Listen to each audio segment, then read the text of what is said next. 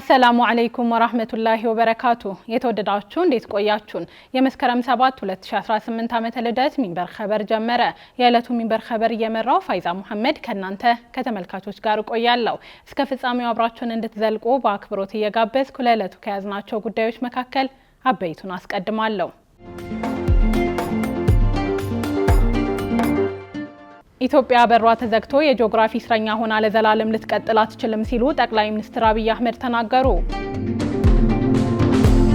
ቤተ እምነቶች ያሏቸውን መልካም እሴቶች በመጠቀም የሀገራዊ ምክክር ሂደቱን እንዲደግፉ ኮሚሽኑ ጥሪ ያቀረበ። በፈረንሳይ ከ10 ሙስሊሞች መካከል 8ቱ ከፍተኛ የጥላቻ ስሜት አስተናግደዋል ሲል አንድ ጥናት አመለከተ የሚሉት የሚንበር ኸበር አበይት ጉዳዮች ናቸው። አብራችሁን እንድትቆዩ በድጋሚ እየጋበዝን ወደ ቀዳሚው ኸበር አልፋለሁ። ኢትዮጵያ በሯ ተዘግቶ የጂኦግራፊ እስረኛ ሆና ለዘላለም ልትቀጥል አትችልም ሲሉ ጠቅላይ ሚኒስትር አብይ አህመድ ተናገሩ። ጠቅላይ ሚኒስትር አብይ አህመድ ኢትዮጵያ በሯ ተዘግቶ የጂኦግራፊ እስረኛ ሆና ለዘላለም ልትቀጥል አትችልም ሲሉ የተናገሩት የመደመር መንግስት የተሰኘ መጽሐፍ ባስመረቁበት ወቅት ነው። ፕሬዝዳንት ታዬ አጽቀሥላሴ ከፍተኛ የመንግስት የስራ ኃላፊዎች፣ ከፍተኛ የጦር መኮንኖች እንዲሁም የተለያዩ የህብረተሰብ ክፍሎች በታደሙበት መርሃ ግብር ላይ ጠቅላይ ሚኒስትሩ የኛ የሆነውን ቀይ ባህርን መልሶ ለመጠየቅ የሚፈራ ትውልድ መፈጠሩ የስነ ልቦና ስብራት አካል ነው ብለዋል። ዛሬ የኛ የሆነውን ቀይ ባህር መልሶ ለመጠየቅ የሚሰጋ የሚጠራጠር ትውልድ መፈጠሩ የስነ ልቦና ስብራት አካል ነው። አንችልም ብሎ ነው የሚያስበው። እኔ ላረጋግጥላችሁ እወዳለሁ፣ ኢትዮጵያ ትችላለች። ይህን ለማሳካት ውጊያና ግጭት ያስፈልጋል ብለን አናምንም ሲሉ የተናገሩት ጠቅላይ ሚኒስትሩ በዚህ ምክንያት ለ5 ዓመታት ስንለማመጥ ነበር ሲሉ ገልጸዋል። አሁንም በሰላም ስለምናምን ከኢትዮጵያ ጋር ለመነጋገር የሚፈቅድ ካለ ዝግጁ ነን ብለዋል። ኢትዮጵያ ቀይ ባህርን ማግኘቷንም አይቀሬ ነው ብለውታል። ኢትዮጵያን የሚያክል ሀገር ኢንካፕሱሌትድ ሆና ለልጆቻችን መሸጋገር አለበት ብሎ ማመን ተገቢ ሐሳብ አይደለም። ይህን ለማሳካት ውጊያ ግጭት ያስፈልጋል ብለን አናምንም። ለዚህም ነው ለ5 ዓመታት ስንለማመጥ የነበረው። አሁንም በሰላም በዓለም ሕግ መሰረት ኢትዮጵያን ከዘጋት በርና ድሃ ካስባላት መጠሪያዋ መገላገል አለባት ብለን ስለምናምን በየትኛው መድረክ ከኢትዮጵያ ጋር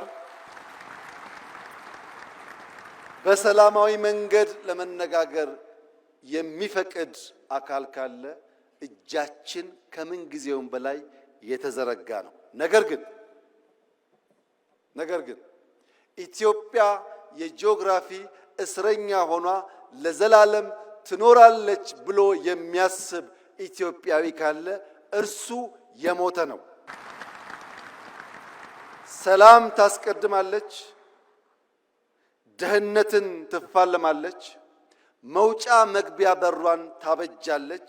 ይህ አይቀሬ ጉዳይ መሆኑን ተገንዝበው ወንድም እህቶቻችን በፈጠነ ጊዜ ለድርድር ራሳቸውን ዝግጁ እንዲያደርጉ ማድረግ ነው። ጠቅላይ ሚኒስትር አብይ ከአንድ ሳምንት በፊት የታላቁ ህዳሴ ግድብ መጠናቀቅን አስመልክቶ ከማህበራዊ ጉዳይ አማካሪያቸው ዲያቆን ዳንኤል ክብረት ጋር ባደረጉት ውይይት ላይ በቀይ ባህር ላይ የተፈጸመው ስህተት እንደሚታረም አመልክተው ነበር። ቀይ ባህር እኮ የዛሬ 30 ዓመት በእኛ እጅ ነበር ያሉት አብይ ቀይ ባህር የዛሬ 30 ዓመት የትናንት ታሪክ ነው፣ የተፈጠረው ስህተት ትናንት ነው፣ ነገ ይታረማል፣ ብዙ ከባድ አይደለም ሲሉ ተደምጠው ነበር። ገንዘብ ሚኒስቴር አዲስ የጉምሩክ ታሪፍ ማሻሻያ ስራ ላይ ያዋለ። የገንዘብ ሚኒስቴር አዘጋጅቶት ለጉምሩክ ኮሚሽንና የጉምሩክ ስነ ስርዓት ለሚፈጸምባቸው ቅርንጫፍ ጽህፈት ቤቶች በሙሉ እንዲፈጸም የተመራው አዲሱ የታሪፍ ማሻሻያ ስራ ላይ መዋሉ ታውቋል። ማሻሻያው ገቢ ዕቃዎችን በሀገር ውስጥ ለመተካት እንዲሁም ለሀገር በቀል ኢንዱስትሪዎች ከለላ ለመስጠት ከፍተኛ ጠቀሜታ እንዳለው ተነግሯል። የጉምሩክ ቀረጥ ማስከፈያ ማሻሻያ በሚል ርዕስ የተዘጋጀው የታሪፍ ማሻሻያ ሰነድ ከነሐሴ 22 2017 ጀምሮ በስራ ላይ መዋሉ ተነግሯል። በሰነዱ መሰረት በአንቀጽ 10 በታሪፍ ቁጥር 8419.8900 ላይ ሌሎች በሚል የተመለከቱ የዕቃ አይነቶች ላይ የታሪፍ ማሻሻያ ተደርጓል። በአንቀጽ 11 የታሪፍ ቁጥር 8443.1100 እና 8443.1300 ላይ የተመለከቱ በማጠንጠኛ የሚሰሩ የኦፍሴት ማተሚያ ማሽኖች እንዲሁም ሌሎች የኦፍሴት ማተሚያ ማሽኖች ላይም የታሪፍ ማሻሻያ ተደርጓል። ከዚህ በተጨማሪ በአንቀጽ 17 ታሪፍ ቁጥር 9401.9900 ላይ በተቀመጡ ሄድሬስት፣ አርምሬስት፣ ባክሬስት፣ ስላይዲንግ ስፖርት መካኒዝም፣ ጋዝ ሊፍተር፣ ስታርዌል እንዲሁም ካስተርዌል ባላቸው በተጨማሪም ሌሎች ተብለው በተዘረዘሩ እቃዎች ላይም የታሪፍ ማሻሻያ መደረጉ ተጠቅሷል። በእነዚህ እቃ አይነቶች ላይ ብቻ ሳይሆን በአንቀጽ 20 በጉምሩክ ታሪፍ ደንብ ለምድብ የተመደቡ የኤር ኮምፕሬሰር፣ የኦፍሴት ማተሚያዎችና ሌሎች በሚል የተዘረዘሩ እቃዎች ታሪፉ እንደሚመለከታቸው ተጠቅሷል። በዚህ ምድብ የተዘረዘሩ አንቀጾች ማሻሻያዎችም ሰነዱ ከተዘጋጀበት ከነሐሴ 22 2017 ጀምሮ በሚቆጠር 4 ወራት በኋላ ማሻሻያው ተግባራዊ እንደሚደረግባቸው ተመላክቷል። የገንዘብ ሚኒስቴር ደብዳቤ ተፈርሞ ከወጣበት ቀን ጀምሮ 5 የስራ ቀናት በኋላ ወይም ከነሐሴ 28 2017 ተግባራዊ ይደረጋል የተባሉ የታሪፍ ማሻሻያ አይነቶችን በዚህ ሰነድ አብረው ይፋ ሆነዋል። በዚህ ምድብ ስር ደግሞ ሲሰራባቸው የቆዩ በጉምሩክ ታሪፍ ማስከፈያ አንቀጽ 4፣ 5፣ 9 እና 15 ላይ የሰፈሩ አሰራሮች መሻሻላቸው ተገልጸዋል። የጆንያና የማዳበሪያ ከረጢቶች፣ የሙዚቃ ሸክላ፣ ኢንቨሎፖችና የተጠቀለሉ እቃዎች፣ በከፊል የተበተኑ የመገጣጠሚያ እቃዎች ታሪፍ የተሻሻለ ሲሆን ሌሎችም በርካታ የኃይል ተሸካሚ ኤሌክትሪክ እቃዎች ታሪፍ መሻሻሉን ሰነዱ ያስረዳል። የገንዘብ ሚኒስቴር ለጉምሩክ ኮሚሽን ከላከው የታሪፍ ማሻሻያ ሰነድ ጋር አባሪ አድርጎ በላከው ደብዳቤ ይህ የታሪፍ ማሻሻያ ዋናነት ያስፈለገው ለሀገር በቀል አምራች ኢንዱስትሪዎች ከለላ ለመስጠት እንደሆነ ይጠቁማል። ከዚህ በተጨማሪ የሀገር ውስጥ አምራቾችን አቅም በመገንባት ቀስ በቀስ ከውጭ የሚገቡ ምርቶችን በሀገር ውስጥ ለመተካት የሚደረገውን ጥረት ለማሳካት እንደሆነ ዓላማው ተጠቅሷል። ከለውዝ ምርቶች እስከ በርካታ አይነት ማሸጊያና ኃይል ተሸካሚ የኤሌክትሪክ ምርቶች ታሪፍ ድረስ ማሻሻያ ይዞ የመጣው የተሻሻለው የታሪፍ ማስከፈያ የሀገር ውስጥ የተሽከርካሪ ጎማ አምራች ኢንዱስትሪዎችን ተወዳዳሪ እንደሚያደርግም ተመላክቷል። ቤተ እምነቶች ያሏቸውን መልካም እሴቶች በመጠቀም የሀገራዊ ምክክር ሂደቱን እንዲደግፉ ኮሚሽኑ ጥሪ ያቀረበ። የኢትዮጵያ ሀገራዊ ምክክር ኮሚሽን ከሃይማኖት ተቋማት ጋር በመተባበር የምክክር አስፈላጊነትን የተመለከተ የውይይት መድረክ በቢሾፍቱ ከተማ አከናውኗል።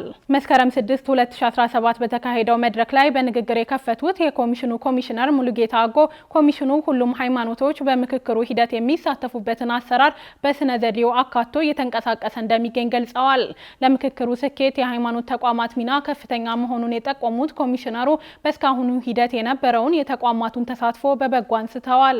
ኮሚሽኑ ከትግራይ ክልል በስተቀር በሁሉም ክልሎችና ከተማ አስተዳደሮች አጀንዳ መሰብሰቡን የገለጹት ኮሚሽነር ሙሉጌታ በአጠቃላይ ሂደቱ ቤተ እምነቶች ያሏቸውን መልካም እሴቶች በመጠቀም የሀገራዊ ምክክር ሂደቱን ሊደግፉ እንደሚገባም መልእክት አስተላልፈዋል። በመድረኩ የሀገራዊ ምክክር ጽንሰ ሀሳብ፣ የሀገራት ተመክሮና የሃይማኖት ተቋማት ለሀገራዊ ምክክር ውጤታማነት ያላቸው ሚና እንዲሁም ያለፉት 3 ዓመታት የኮሚሽኑን የስራ ሂደት የተመለከቱ ማብራሪያዎች በኮሚሽኑ ከፍተኛ ባለሙያዎች ቀርበዋል።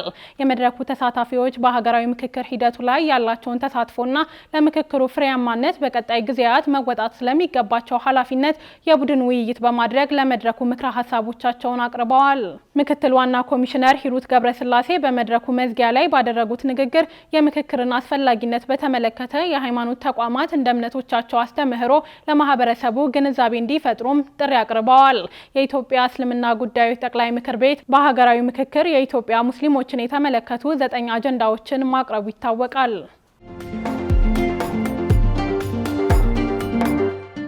የተወደዳችሁ አሁንም የተከታተላችሁ የምትገኙት ሚንበር ኸበርን ነው።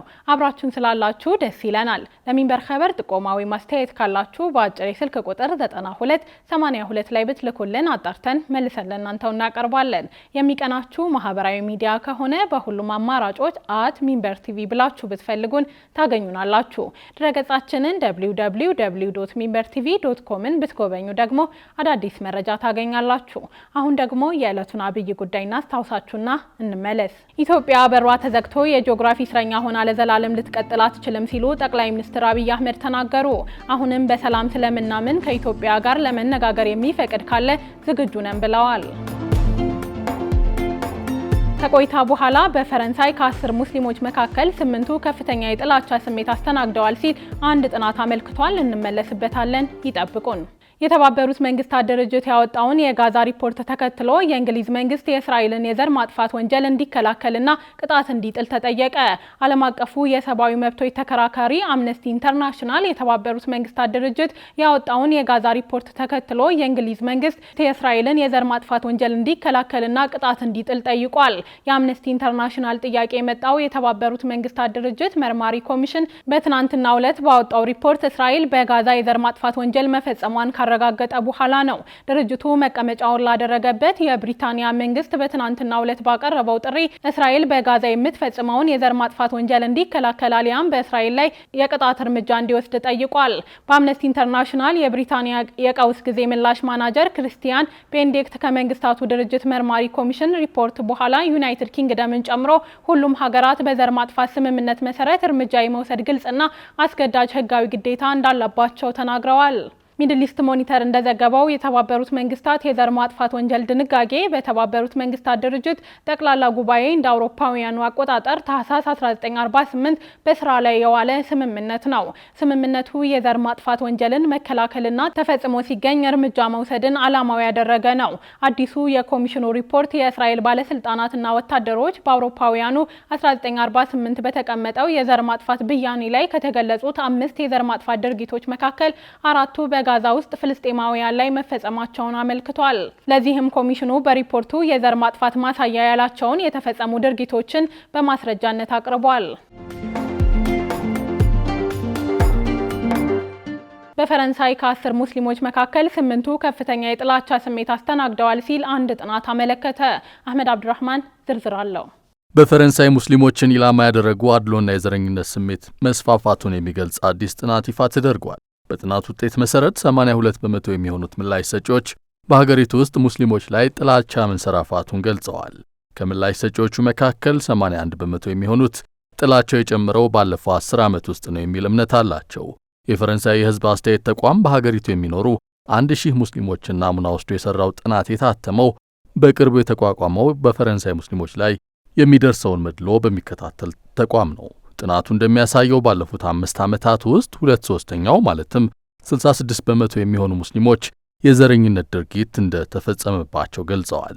ይህ ቁጥር በአጠቃላይ ከፈረንሳይ ሕዝብ ላይ ከተመዘገበው 20 በመቶና በሌሎች ሃይማኖቶች ውስጥ በሚገኙ ሰዎች ከተመዘገበው 18 በመቶ እጅግ የላቀ መሆኑን የሚድል ኢስት አይ ዘገባ ያመለክታል። በጥናቱ መሰረት ዘረኛ ድርጊቶች በተደጋጋሚ የሚፈጸሙት ሂጃብ በሚለብሱ ሴቶች ላይ ነው። ይህ 75 በመቶ ሆኖ ተመዝግቧል።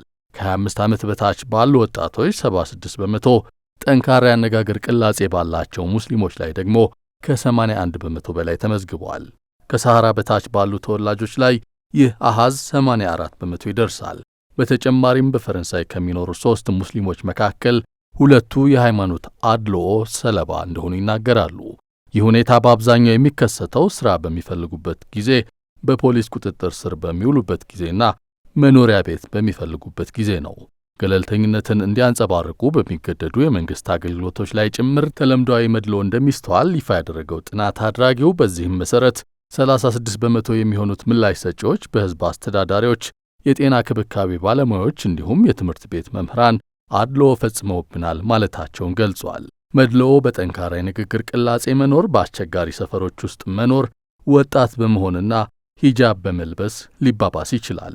የዳሰሳ ጥናቱን በገንዘብ የሚደግፈው የፓሪስ ትልቁ መስጂድ አስተዳዳሪ ሸምሰዲን ሐፊዝ ውጤቱን ተከትሎ ለተንሰራፋው ሙስሊም ጠልነት ምላሽ እንዲሰጥ ጥሪ አቅርበዋል። ሙስሊም ጠልነትን መዋጋት የሀገር ደህንነትና የሀገሪቱ አንድነት ጉዳይ ነው ያሉት ሐፊዝ በዜጎች መካከል እንዲህ ያለው ልዩነት እንዲስፋፋ የሚፈቅድ ሀገር መሰረቱን ይንዳል ሲሉ አስጠንቅቀዋል። ከቅርብ ዓመታት ወዲህ ሙስሊሞች ላይ የሚፈጸሙ ጥቃቶች በከፍተኛ ሁኔታ የጨመሩባት ፈረንሳይ እስከ 6 ሚሊዮን የሚደርሱ ሙስሊሞች ይኖሩባታል ተብሎ ይገመታል።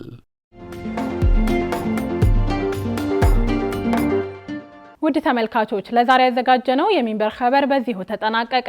ፋይዛ መሐመድ አብሬያችሁ ቆየሁ። ወሰላሙ አለይኩም ወራህመቱላሂ ወበረካቱ።